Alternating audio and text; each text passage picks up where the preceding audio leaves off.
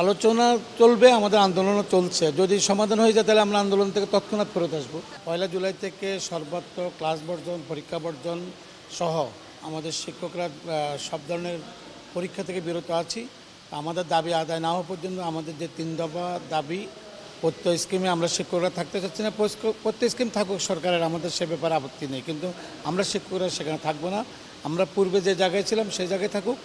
আরেকটা হলো যে আমাদের সুপার গ্রেড, যেটা 2015 সালে সরকার সিদ্ধান্ত নিয়েছেন, সে সুপার গ্রেড অর্থাৎ সিনিয়র সচিব মর্যাদার পদটি আমরা চাচ্ছি। আরেকটি হলো স্বাধীন শিক্ষা কমিশনের আওতায় স্বতন্ত্র বেতন স্কেল, উচ্চতর স্বতন্ত্র বেতন স্কেল, যা আমাদের আশেপাশে দেশগুলোতে যেগুলো আছে, তো সেই আলোকেই আমরা আমাদের আন্দোলন করছি। আমাদের সাথে 39টি বিশ্ববিদ্যালয়, বাংলাদেশের পাবলিক বিশ্ববিদ্যালয় একসাথে আন্দোলন করছে, এমনকি শিক্ষকরা আমাদের নৈতিকভাবে আমাদের আন্দোলনকে সমর্থন দিচ্ছে সর্বাত্মকভাবে।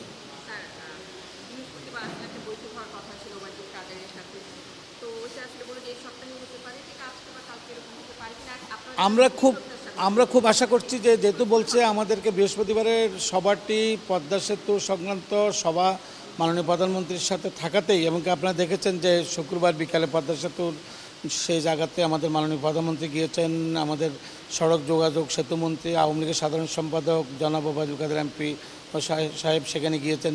সে কারণে সেই সভাটি হয় নাই। তবে ওনারা বলেছেন শীঘ্রই আমাদের সাথে আলোচনা বসবেন, এমনকি এই সমস্যার ওনারা সমাধান করবেন বলে আমরা প্রত্যাশা করছি। আমরা আমাদের যে 3 দফা কর্মসূচি দিয়েছি, আমাদের সে 3 দফা কর্মসূচিতে আমরা খুবই শক্ত অবস্থানে আছি, কারণ আমাদের এটা শিক্ষকদের প্রাণের দাবি। দীর্ঘদিন পর্যন্ত আমরা এই দাবিগুলো নিয়ে আসছি, কিন্তু সরকারের ভিতরে একটা গ্রুপ স্বার্থান্বেষী মহল সেই কাজটি করছেন। শিক্ষকদের সাথে প্রধানমন্ত্রী অফিসের একটা দূরত্ব, শিক্ষকদেরকে কীভাবে সুযোগ সুবিধাকে বঞ্চিত করা যায়, একটা গ্রুপ সবসময় এই কাজটি করছে। তো তার বিরুদ্ধে আমাদের এবারে এই আন্দোলনটি। আলোচনা চলবে, আমাদের আন্দোলনও চলছে। যদি সমাধান হয়ে যায় তাহলে আমরা আন্দোলন থেকে তৎক্ষণাৎ ফেরত আসবো।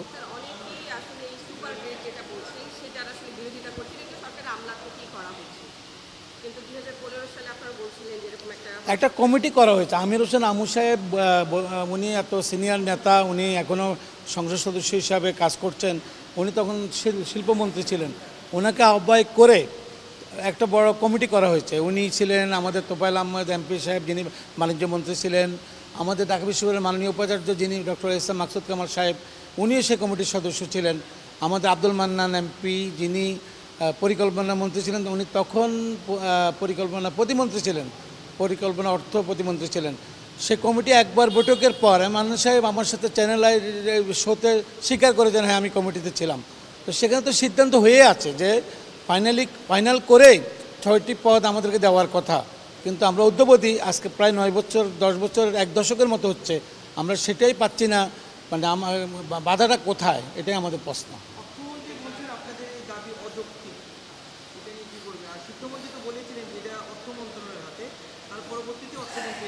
শিক্ষামন্ত্রী যথাযথই বলেছেন, কারণ আসলে শিক্ষা মন্ত্রণালয়কে এবং আমরা স্টেক হোল্ডার হিসাবে আমাদেরকেও যখন এই প্রত্যেক স্কিমটা করা হয়েছে, আমাদের কোনো সদস্যকে রাখা হয় নাই।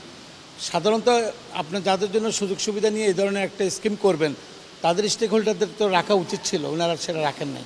আর মাননীয় অর্থমন্ত্রী যেটা বলেছেন, উনি এই ঢাকা বিশ্ববিদ্যালয়ের অর্থনীতি বিভাগের একজন শিক্ষার্থী ছিলেন, উনি ঢাকা বিশ্ববিদ্যালয়ের শিক্ষকতা দিয়েই ওনার কর্মজীবন আরম্ভ করেছেন। ওনাকে প্রত্যয় স্কিমের লোকেরা বা পেনশনের লোকেরা যেভাবে বুঝিয়েছেন, উনি হয়তো সেটা বুঝতে পেরেছেন।